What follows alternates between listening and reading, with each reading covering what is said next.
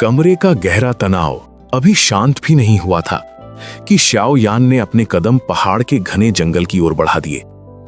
3 साल बाद चुकाने वाले उस भारी वादे का बोझ अब उसकी सांसों में ढल चुका था। कांटों को चीरती हुई उसकी फुर्तीली परछाई जब एक विशाल पेड़ से टकराई तो टूटते तने और उड़ते टुकड़ों ने साफ कर दिया कि उसकी साधना अब किसी दया की मोहताज नहीं है। अष्टचरम पतन। पहाड़ पर स्थित एक छोटे से जंगल में अचानक एक साफ और बुलंद आवाज गूंज उठी। जंगल के घने और कंटीले झाड़ों के बीच एक सुगठित परछाई बड़ी तेजी से मंडरा रही थी। वे नुकीले कांटे भी उसकी राह में जरा सी भी रुकावट पैदा नहीं कर पा रहे थे। तभी वो परछाई एक विशाल पेड़ के सामने अचानक रुक गई। उसका शरीर थोड़ा झुका और उसकी कोहनी पूरे जोर से उस पेड़ के तने पर जा टकराई। धड़ाक! एक जोरदार धमाका हुआ। लकड़ी के छोटे छोटे टुकड़े चारों तरफ बिखर गए। जहां वार हुआ था वहां से मकड़ी के जाले जैसी दरारें धीरे धीरे तने पर फैलने लगीं। चट-चट! वो विशाल पेड़ आधा टूट चुका था। कड़कड़ाने की आवाज के साथ आखिरकार वो बेबस होकर जमीन पर गिर पड़ा। जैसे ही पेड़ गिरा, एक बंदर की तरह फुर्तीला वो साया एक कदम पीछे हटा और फिर बड़े आराम से एक नीले रंग की विशाल चट्टान पर बैठ गया। अपने इस हमले का असर देखकर शाओयान के कोमल चेहरे पर बेहद खुशी भरी मुस्कान तैर गई। पिछले 3 महीनों में ये पहली बार था जब उसने रहस्यमयी स्तर की उच्च श्रेणी डाउची तकनीक अष्टचरम पतन का सफलतापूर्वक इस्तेमाल किया था। पृथ्वी स्तर की तकनीक से तुलना की जाने वाली इस कला ने वाकई शाओयान को निराश नहीं किया। महज 6 चरणों की डाउची की मदद से जो तबाही उसने मचाई थी वो 8 चरणों की डाउची के बराबर थी। डाउची के शुरुआती चरणों में जैसे जैसे कोई आगे बढ़ता है, तरक्की की गति धीमी होती जाती है।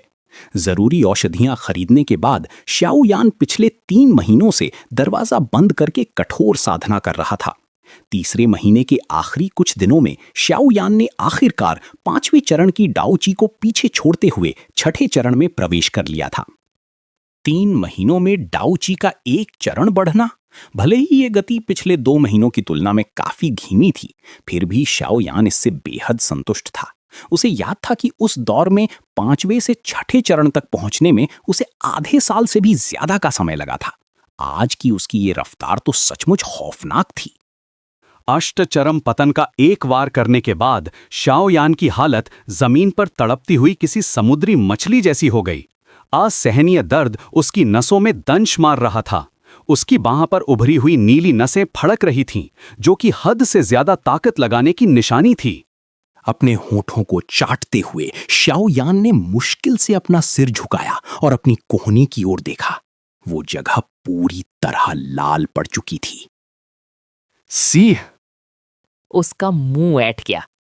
ठंडी सांस खींचते हुए शाओयान ने बेबसी से मुस्कुराकर कहा, अब समझ आया कि मुझे इतनी बेरहम पिटाई वाली ट्रेनिंग क्यों झेलनी पड़ी थी।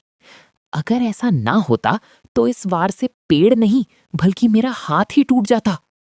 ये अष्टचरम पतन तकनीक तो इंसान के शरीर से भी कहीं ज्यादा कठोर है। उस ठंडी विशाल चट्टान पर ढह जाने के बाद शाओयान की उखड़ी हुई सांसें धीरे धीरे सामान्य होने लगी। पूरे शरीर की थकावट इतनी बढ़ चुकी थी कि उसका एक उंगली भी हिलाने का मन नहीं कर रहा था। अपनी मौजूदा 6 चरणों की डॉची के बल पर शाओयान ज्यादा से ज्यादा सिर्फ एक बार ही अष्टचरम पतन का इस्तेमाल कर सकता था, और इसका इस्तेमाल करने के बाद जब तक उसकी शारीरिक ताकत वापस नहीं लौट आती, वो पूरी तरह से निढाल हो जाता था। शाओयान ने अपना सिर उठाया और आंखें मूंदते हुए नीले आसमान में तैरते बादलों को देखने की कोशिश की। हल्की हवा चली और उसके माथे पर बिखरे काले बालों को सहला गई। उसके शरीर की गहराइयों में पिछले कुछ महीनों में सोखा गया नींव बनाने वाला अमृत हर पल चुपचाप रिस रहा था। वो बिना कोई निशान छोड़े उसकी थकी हुई मांसपेशियों और कोशिकाओं की मरम्मत कर रहा था, ताकि अपने मालिक को जल्द से जल्द दोबारा ताकत लौटा सके। गुरुदेव, मुझे डोची के 7वें चरण तक पहुंचने में अभी कितना समय और लगेगा? आंखें अधखुली रखते हुए शाओयान ने अचानक धीमी आवाज में पूछा। जैसे ही वो 7वें चरण में पहुंचता, वो डाउची मंडप में जाकर अपने लिए तकनीकें चुनने के योग्य हो जाता। भले ही अब उसे श्याओ परिवार की डाउची तकनीकों की कोई जरूरत नहीं थी, फिर भी उसे उस योग्यता की दरकार थी, क्योंकि ये उसके पिता के सम्मान की बात थी। हवा का एक ठंडा झोंका बहा और याओ लाओ का पारदर्शी शरीर विशाल चट्टान के पास प्रकट हो गया। उनकी आंखों में मंद मुस्कान थी। उन्होंने उस लड़के को देखा, फिर पहले उस टूटे हुए बड़े पेड़ को ध्यान से परखा। हल्का सा सिर हिलाते हुए कुछ देर सोचने के बाद वे हंसकर बोले, तुम्हारी डाउची साधना की रफ्तार मेरी उम्मीदों से भी तेज है। मैंने सोचा था कि भले ही तुम्हारे पास ये अमृत हो, फिर भी तुम्हें 7वें चरण तक पहुंचने में 1 साल लग जाएगा। शायद अतीत में झेला गया दबाव बहुत ज्यादा था और अब उसका असर ये हुआ है कि तुम और भी ज्यादा जुनूनी हो गए हो। इस गति से 2 महीनों के भीतर तुम निश्चित रूप से डाओ ची के 7वें चरण में पहुंच जाओगे। ये सुनकर शाओयान के होठों पर हल्की सी मुस्कान फैल गई।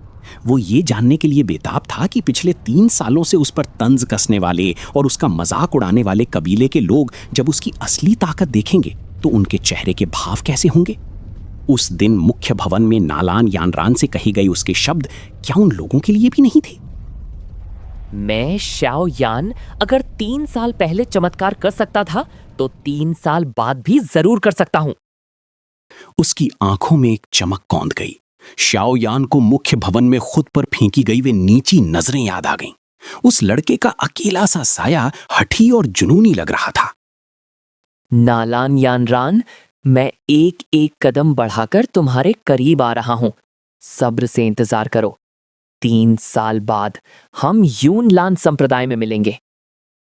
उसके होठों पर अचानक एक बेबाक और बागी मुस्कान आ गई।